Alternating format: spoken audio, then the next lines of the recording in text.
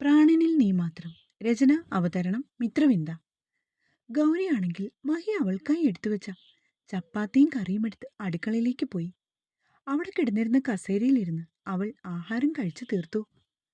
മഹി പിന്നീട് അവളെ വിളിക്കാനും വന്നില്ല. അവനറിയാം ഗൗരിയുടെ തീരുമാനത്തിൽ മാറ്റം ഉണ്ടാവില്ലെന്ന്. മഹി ഭക്ഷണം കഴിഞ്ഞ് അമ്മയെ ഫോണിൽ വിളിച്ചു. ഗൗരിയുടെ കയ്യിൽ കൊടുക്കാൻ പറഞ്ഞപ്പോൾ അവൻ ഗൗരിയെ വിളിച്ച് ഫോൺ കൈമാറി. അമ്മ അവിടേക്ക് പോയിക്കൊണ്ടിരിക്കുവാണെന്നും പകുതി വഴി കഴിഞ്ഞുവെന്നും അവളെ അറിയിച്ചു. ഗൗരിക്കാണെങ്കിൽ കുട്ടികളുടെ പരീക്ഷ പേപ്പറൊക്കെ നോക്കാനുണ്ട്. അവൾ അതെല്ലാം നോക്കി വെച്ചിട്ട് കിടക്കാനായി വന്നപ്പോൾ മഹി ഇരുന്ന് ഡ്രിങ്ക്സ് കഴിക്കുന്നതാണ് അവൾ കണ്ടത്. കൂർപ്പിച്ചൊരു നോട്ടം നോക്കിയിട്ട് ഗൗരി വന്ന് ബെഡിൽ കയറി കിടന്നു. എന്താടി ഉണ്ടക്കണ്ണി, നിനക്കെന്തെങ്കിലും പറയാനുണ്ടോ? അവൾ നോക്കുന്നത് കണ്ട് മഹി ചോദിച്ചു. എനിക്കെന്തോന്ന് പറയാനാ എൻ്റെ സാറേ. നിങ്ങളല്ലേ കുറച്ചു മുന്നേ പറഞ്ഞത് എന്നെ കെട്ടിയത് നിങ്ങളുടെ സമയദോഷമാണെന്നോ, നിങ്ങളൊരു വെട്ടിയാണെന്നോ, നിങ്ങളുടെ വിധിയാണെന്നോ, അങ്ങനെ എന്തൊക്കെയോ. ഛേ, അങ്ങനെ പറയണ്ടായിരുന്നു. പെട്ടെന്നുണ്ടായ ദേഷ്യത്തിൽ താനങ്ങ് പറഞ്ഞു പോവുകയും ചെയ്തു. ഗൗരിയാണെങ്കിലോ അതിനൊരു മറുപടി പോലും പറഞ്ഞതുമില്ല. മഹിക്ക് വിഷമം തോന്നി. നിനക്ക് സങ്കടായോ? മഹി വന്ന് ലൈറ്റ് ഓഫ് ചെയ്തിട്ട് അവളുടെ അരികത്തായി കിടന്നു. എനിക്കോ സങ്കടമോ? നല്ല കഥ. 6-ാമത്തെ വയസ്സ് മുതൽ അനാഥയായി വളരുന്ന എനിക്കാണോ സങ്കടം? കൊള്ളാം. എൻ്റെ ചെറിയമ്മ പറഞ്ഞതൊക്കെ വെച്ച് നോക്കുമ്പോൾ ഇത് ചെറുത്. ബെഡ് ലാമ്പിൻ്റെ അരണ്ട വെളിച്ചത്തിലും അവളുടെ മുഖം കാണെ മഹിക്ക് വല്ലാത്ത വേദന തോന്നി. മഹിയേട്ടൻ്റെ പോലും ഈ പെരുമാറ്റത്തിന് പിന്നിൽ നാരായണിയമ്മൂമ്മ എന്നെക്കുറിച്ച് പറഞ്ഞ കാര്യങ്ങളല്ലേ? എന്ത്? മഹി അവളെ നോക്കി. എൻ്റെ ചരിത്രങ്ങൾ മുഴുവൻ പോയി അവരോട് ചോദിച്ചറിഞ്ഞു അല്ലേ? ഒക്കെ എന്നോട് ലച്ചു വിളിച്ചു പറഞ്ഞു. ഓ അങ്ങനെ. അങ്ങനെ തന്നെ. ഞാനും ഒരുപാട് ആലോചിച്ചു എന്താണ് ഈ ചെറിയ മാറ്റത്തിൻ്റെ പിന്നിലെന്ന്. എന്ത് മാറ്റം? അതൊക്കെ നിന്റെ തോന്നലാ. എനിക്കൊരു മാറ്റവുമില്ല. ചിലപ്പോൾ ആയിരിക്കാം, എൻ്റെ തോന്നലാവാം. എന്നാലും ഞാനങ്ങോട്ട് പറഞ്ഞെന്നേ ഉള്ളൂ. ഗൗരി, അവൻ്റെ ശബ്ദം ആർദ്രമായി. വേണ്ട വേണ്ട, ഒന്നും ഇങ്ങോട്ട് പറയണ്ട. നല്ല കുട്ടിയായി വേഗം കിടന്നിറങ്ങിക്കോ. അവനെ നോക്കി ഗൗരി കണ്ണിറക്കി. ഗൗരി, ഞാൻ. പെട്ടെന്ന് അവൾ അവൻ്റെ ചുണ്ടിന്മേൽ തൻ്റെ ചൂണ്ടുവിരൽ അമർത്തി. ഒന്നും പറയണ്ട. എനിക്ക് ആരുടെ സഹതാപം വേണ്ട. എനിക്കത് ഇഷ്ടവുമല്ല. ടീച്ചറമ്മയോട് പോലും ഞാനിതൊന്നും പറഞ്ഞിട്ടില്ല. പക്ഷെ അറിയാൻ തോന്നുന്നു. പിന്നെ എന്നെ കാണുമ്പോൾ അച്ഛനും അമ്മയും ഇല്ലാത്ത പാവം കുട്ടി. അവൾക്ക് ഈ ഗതി വന്നല്ലോ. എന്തൊരു വിധിയായിപ്പോയി. കഷ്ടം. ഇതൊന്നും ആരുടെയും മനസ്സിൽ പോലും വരണ്ട. എനിക്കതിൽ നിന്നും സിമ്പതി നിറഞ്ഞ ഒരു സ്നേഹമോ ഒരു നോട്ടമോ പോലും വേണ്ട. ഒരിക്കലും ഗൗരി അത് ആഗ്രഹിക്കുക കൂടിയില്ല. ഇടറാതെ പതറാതെ പറയുകയാണ് ഗൗരി. മഹി അതെല്ലാം കേട്ടുകൊണ്ട് കിടന്നു. പിന്നെ മഹിയേട്ടനോടൊരു കാര്യം കൂടി പറഞ്ഞേക്കാം. ഇങ്ങനെ എല്ലാ ദിവസവും കുടിക്കുന്നത് കൊണ്ട് നിങ്ങളുടെ ആരോഗ്യമാണ് നശിച്ചു പോകുന്നത്. ആയുസ്സെത്താതെ ജീവൻ നഷ്ടമാകുന്നത് നിങ്ങൾക്ക് മാത്രമാണ്. ജീവിക്കണമെന്നൊരു തോന്നൽ വരുമ്പോഴേക്കും എല്ലാം കൈവിട്ടു പോകാതിരിക്കാൻ നോക്കിയാൽ മഹിയേട്ടന് തന്നെ കൊള്ളാം. എന്നെ സംബന്ധിച്ച് എനിക്കിനി ഒന്നും നഷ്ടപ്പെടാനില്ല. പക്ഷെ മഹിയേട്ടൻ അങ്ങനല്ല. അച്ഛൻ സ്ഥാപിച്ച ഈ ബിസിനസ് നിങ്ങൾ നല്ല രീതിയിൽ നടത്തി വരിക. ഏട്ടന്മാരൊക്കെ അവരുടെ കാര്യം നോക്കി ജീവിക്കുക. ഇനി മഹിയേട്ടൻ എന്തെങ്കിലും സംഭവിച്ചാൽ അതോടെ തകരുമെല്ലാം. ആരും ഇതൊന്നും നോക്കി നടത്താനും ഇങ്ങോട്ട് വരില്ല. പിന്നെ അമ്മയുടെ കാര്യം, അത് മക്കളാരെങ്കിലും കൊണ്ടുപോകും. അതുകൊണ്ട് എല്ലാ ദിവസവും ഇങ്ങനെ ഇരുന്ന് കുടിക്കുമ്പോൾ ഇടയ്ക്കൊക്കെ ഒന്ന് ആലോചിച്ച് നോക്കിയാൽ നന്ന്. അതും പറഞ്ഞുകൊണ്ട് ഗൗരി മഹിയൊന്ന് പാളി നോക്കി. എന്തോ ആലോചിച്ചുകൊണ്ട് അങ്ങനെ കിടക്കുകയാണ് ആള്. മഹിയേട്ടാ, ജീവിക്കാൻ ആഗ്രഹം തോന്നിത്തുടങ്ങുമ്പോൾ ഈ ലോകത്തു നിന്ന് പോകാനിടയുണ്ടാവരുത്. അതും പറഞ്ഞുകൊണ്ട് പുതപ്പെടുത്ത തലവഴി മൂടി അവൾ കണ്ണുകൾ അടച്ചു. രാവിലെ മഹി ഉണർന്ന് താഴേക്ക് ചെന്നപ്പോൾ ഗൗരി അടുക്കളയിലായിരുന്നു. നീ കാലത്തെ ഉണർന്നുല്ലേ? ആ, ഇന്ന് നേരത്തെ എഴുന്നേറ്റോ? അവൾ വേഗം ഒരു കപ്പെടുത്തുകൊണ്ട് വന്ന് ഫ്ലാസ്കിൽ നിന്നും കോഫി പകർന്നു. അമ്മ പറഞ്ഞ പോലെ ആ ജാനുവടുത്തെ കിട്ടുമോ നോക്കാം. അവൾ കൊടുത്ത കാപ്പി മേടിച്ചു കുടിച്ചുകൊണ്ട് മഹി പറഞ്ഞു. ഏയ്, നമ്മൾ രണ്ടാളും അല്ലേ ഉള്ളൂ. കുറച്ച് ഫുഡ് ഉണ്ടാക്കിയാൽ പോരെ. ഇനി അതിനായിട്ട് ആരെയും വിളിക്കണ്ട. നീ ആലോചിച്ചു പറഞ്ഞോ. എന്താണെന്ന് വെച്ചാൽ അതുപോലെ ചെയ്യാം. കുഴപ്പമില്ലെന്നേ. പിന്നെ എന്തെങ്കിലും ബുദ്ധിമുട്ടുണ്ടായാൽ ഞാൻ പറയാമേട്ടാ. അവൾ പാചകത്തിലേക്ക് കടന്നു. മഹിയാണെങ്കിൽ കുളിച്ച് ഫ്രഷായി ഇറങ്ങി വന്നപ്പോൾ ഇടിയപ്പവും ചിക്കൻ കറിയും എടുത്ത് ഗൗരി വെച്ചിട്ടുണ്ട്. നീ കഴിച്ചോ?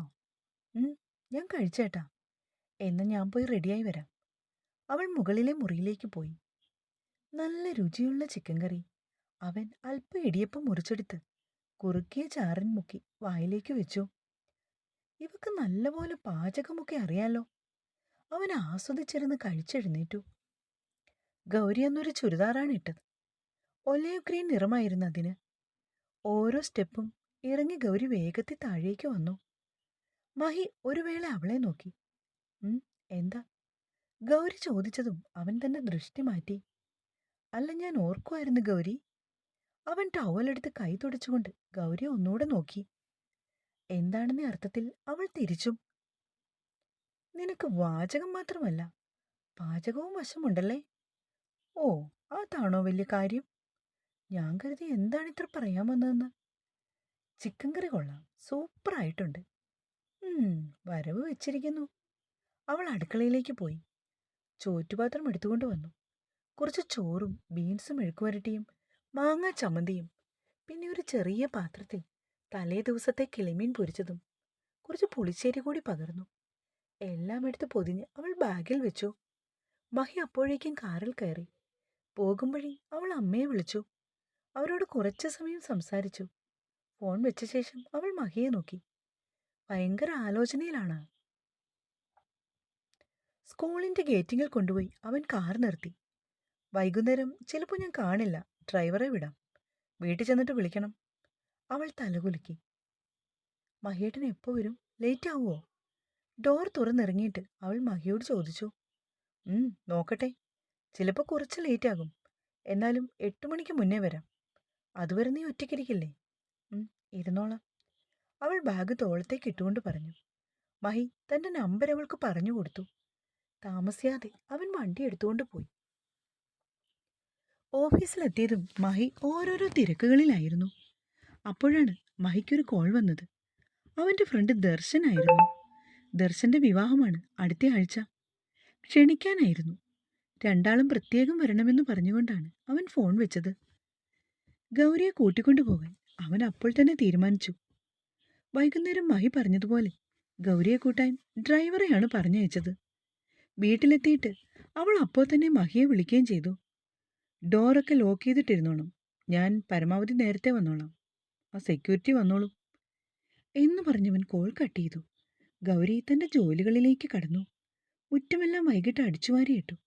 കാലത്തെ മുൻവശം മാത്രം വൃത്തിയാക്കിയാൽ മതിയല്ലോ എന്നോർത്താണ്. ചുറ്റും വലിയ മതിൽക്കെട്ടായതുകൊണ്ട് പുറമേയുള്ളതൊന്നും കാണില്ല. തൊട്ടടുത്തായി അധികം വീടുകളുമില്ല. കുറച്ചു മാറി ഒരു 2 നില വീടുണ്ട്.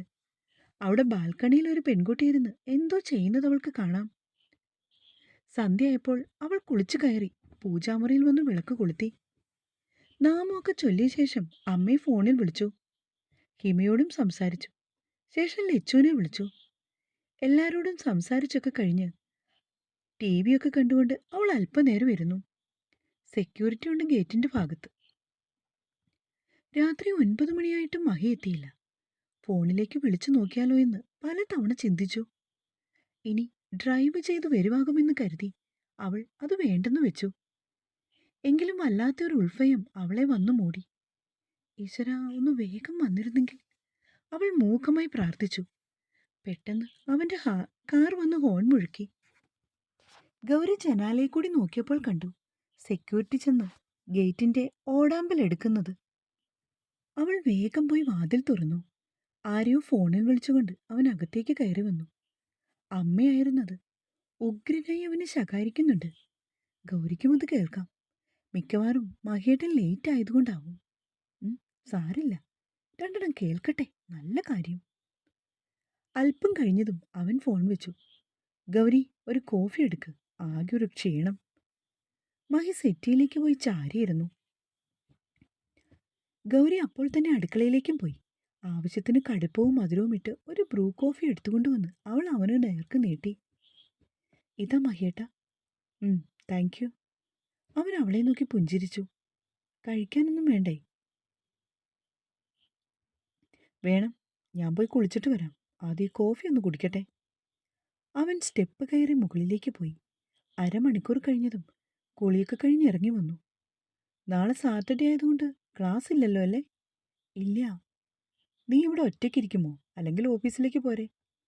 ഞാനിവിടെ ഇരുന്നോളാം. അല്ലെങ്കിൽ എൻ്റെ കൂടെ പോരെ? ഏയ് ഇല്ല. ശരി. അവൻ ഭക്ഷണം കഴിക്കാനായി വന്നിരുന്നു. നീ കഴിച്ചോ? കഴിച്ചോളാം. അവനൊരു പ്ലേറ്റ് എടുത്തു വെച്ചു. ആഹാരം വിളമ്പി. എന്നും അവൻ തന്നെയാണ് വിളമ്പുന്നത്. ഗൗരി അടുക്കളയിലേക്കും പോയി. അത്താഴമൊക്കെ കഴിഞ്ഞു. മഹി ഓഫീസിലെ കാര്യങ്ങളെല്ലാം ലാപ്പിൽ നോക്കുകയാണ്. എന്തൊക്കെയോ ഫയൽസ് ചെക്ക് ചെയ്യാനുണ്ടായിരുന്നവന്. ഗൗരിയോടാണെങ്കിൽ മഹി കിടന്നോളാൻ പറഞ്ഞെങ്കിലും അവൾ സ്കൂളിലെ ലൈബ്രറിയിൽ നിന്ന് എടുത്ത ഏതോ പുസ്തകവും വായിച്ചുകൊണ്ട് കസേരയിലിരുന്നു. 12 മണിയാവാറായി അവൻ കിടക്കാൻ വന്നപ്പോൾ. ഗൗരി, അവൻ വിളിച്ചപ്പോൾ ഗൗരി വേഗം എഴുന്നേറ്റു. സമയം ഒരുപാടായി, നമുക്ക് കിടക്കാം. അവൾ ബെഡ് ലാമ്പ് ഓൺ ചെയ്തു. ലൈറ്റ് ഓഫ് ചെയ്തിട്ട് വന്ന് അവൻ്റെ അരികിലേക്ക് കിടന്നു. മഹിയേട്ടാ. പെട്ടെന്ന് അവൾ വിളിച്ചു. അതെ, എനിക്കൊരു കാര്യം പറയാനുണ്ടായിരുന്നു. എന്താണ്?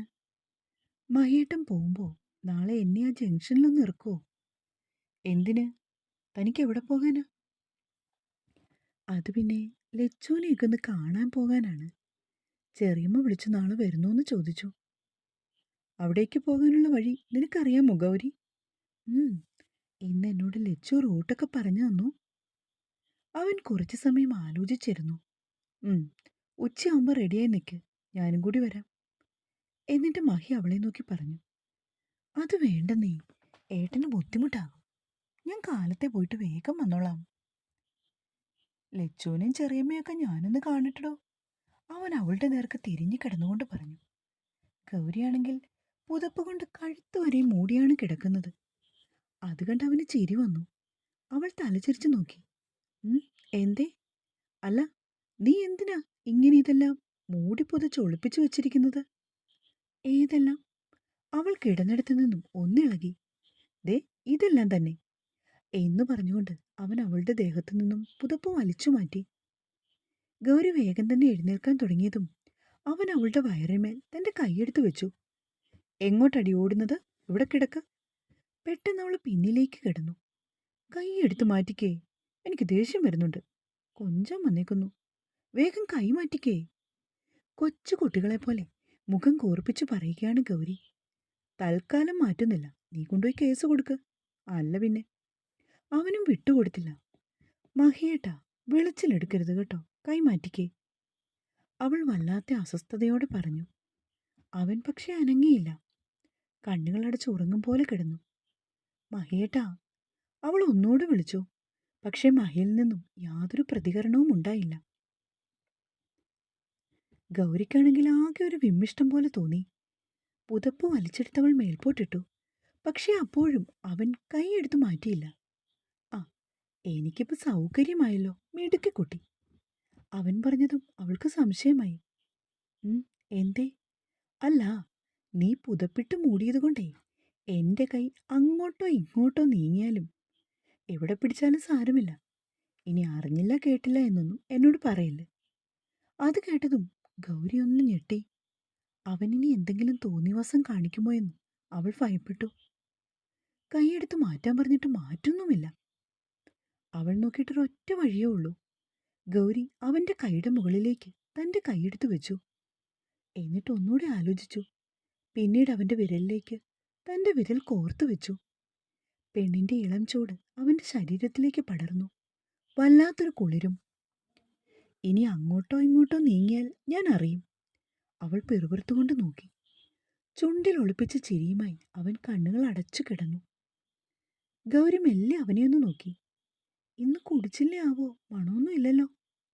ഇവിടെ വന്നിട്ടും കുടിച്ചു കണ്ടില്ല, അവൾ ഓർത്തു. പക്ഷെ അങ്ങനെ വരാനൊട്ട് വഴിയുമില്ല. ചൂയിങ്കം ചവച്ചുകൊണ്ട് വന്നാലും മണം വരുന്നതാണ്. പക്ഷേ ഇന്നൊട്ടുമില്ലല്ലോ. ഇന്നലെ താൻ പറഞ്ഞതൊക്കെ ഏറ്റു കാണും. അവൾ കുറച്ചു സമയം കൂടി അങ്ങനെ കിടന്നു. അവൻ ശരിക്കും ഉറങ്ങിയെന്ന് ഉറപ്പ് വരുത്തിയ ശേഷം ഗൗരി അവന്റെ നേർക്ക് തിരിഞ്ഞു. എന്നിട്ട് സാവധാനം അവന്റെ മുഖത്തിന്റെ നേർക്ക് തന്റെ മുഖം അടുപ്പിച്ചു. ശ്വാസം ആഞ്ഞു മേൽപോട്ട് വലിച്ചു. ഇല്ല, മണം ഒട്ടുമില്ല. മുഖം അവന്റെ നേർക്ക് അടുപ്പിച്ചു നോക്കി. അപ്പോൾ ഒരു തുള്ളി പോലും കുടിച്ചില്ലല്ലോ. അവൾക്ക് ഒരുപാട് സന്തോഷം തോന്നി. ഒന്നൂടെ അവന്റെ നേർക്ക് അവൾ മുഖം അടുപ്പിച്ചു, സംശയം തീർക്കാനായി. അതെ, സത്യാണ്. ഇന്ന് ഡ്രിങ്ക്സ് കഴിച്ചില്ല. ഈശ്വരാ, സത്യാണല്ലോ. അപ്പൊ തന്റെ ഭാര്യ പറഞ്ഞാലൊക്കെ അനുസരിക്കുമല്ലേ ദേവ് മഹേശ്വർ? അവൾ ചിരിച്ചുകൊണ്ട് അവന്റെ അടുത്തേക്ക് കിടന്നു. അപ്പോഴും അവന്റെ കൈ ഗൗരിയുടെ ദേഹത്ത് തന്നെയാണ്. അവൾ അവന്റെ വിരലുകളിൽ തന്റെ വിരൽ കോർത്തുകൊണ്ട് കണ്ണുകൾ അടച്ചു. അവൾ ഉറങ്ങിയെന്ന് മനസ്സിലായതും മഹി കണ്ണു തുറന്നു. പെണ്ണിന്റെ തുടുത്ത കവളിൽ ഒരു ഉമ്മ കൊടുക്കാനാണ് അവനപ്പോൾ തോന്നിയത്. തന്റെ അടുത്തേക്ക് അവളുടെ നിശ്വാസം അടിച്ചതും താൻ ഫ്ലാറ്റായി പോയല്ലോ എന്ന് അവൻ ഓർത്തു. ഓ, ഒരു പെണ്ണു വന്നാൽ ജീവിതമേ മാറിപ്പോകുമെന്നൊക്കെ ഫ്രണ്ട്സ് പറഞ്ഞപ്പോൾ തനിക്കവരോട് പുച്ഛമായിരുന്നു. പക്ഷേ ഇപ്പോൾ ഒരു നിമിഷം പോലും ഇവളില്ലാതെ പറ്റുന്നില്ല. ഗൗരി, ഇവൾ തന്റെ എല്ലാമാണിപ്പോൾ. ഈ സാമീപ്യം അത് അത്രമേൽ തന്നെ കീഴ്പ്പെടുത്തി. അവൻ കുറേ സമയം അവളെ നോക്കിക്കിടന്നു. അതിനുശേഷം കൈയൊന്ന് പിൻവലിക്കാൻ നോക്കിയതും പെണ്ണൊന്ന് കുറുകിക്കൊണ്ട് അവന്റെ നേർക്ക് തിരിഞ്ഞു. അവളുടെ ശ്വാസതാളം പോലും അവന് നന്നായി കേൾക്കാം. അവൻ കൈയെടുത്ത് മാറ്റിയിട്ട് ആ കൈകൾ കൊണ്ട് തന്നെ അവളെ പൊതിഞ്ഞു പിടിച്ചു. പെട്ടെന്ന് അവൾ കണ്ണു തുറന്നു. ഓ, എന്തൊരു ഉറക്കബോധമാണ് ഇവൾക്ക്, അവൻ ഓർത്തു. ഗൗരി വേഗം അവന്റെ അരികിൽ നിന്നും നീങ്ങിക്കിടന്നു. ഗൗരി, 1 മണിയാവുമ്പോൾ ഞാൻ എത്തും, റെഡിയായി നിന്നോണം. ഓഫീസിലേക്ക് പോവാൻ ഇറങ്ങുമ്പോൾ മഹി അവളോട് പറഞ്ഞു. അവൻ പോയ ശേഷം ഗൗരി ഫോണെടുത്ത് ലച്ചുവിനെ വിളിച്ച് വരുന്ന കാര്യം അറിയിച്ചു. അവൾക്കത് കേട്ടത് ഒരുപാട് സന്തോഷായി. ചേച്ചിപ്പെണ്ണെ വേഗം വായോ, ഞാൻ കാത്തിരിക്കും എന്ന് പറഞ്ഞുകൊണ്ട് ലച്ചു ഫോൺ വെച്ചു. അവളെ കാണാൻ തിടുക്കമുണ്ടെങ്കിൽ പോലും ചെറിയമ്മ എന്തെങ്കിലും പറഞ്ഞ് ബഹളം കൂട്ടുമോ, അതും മഹിയേട്ടന്റെ കാൺകൽ.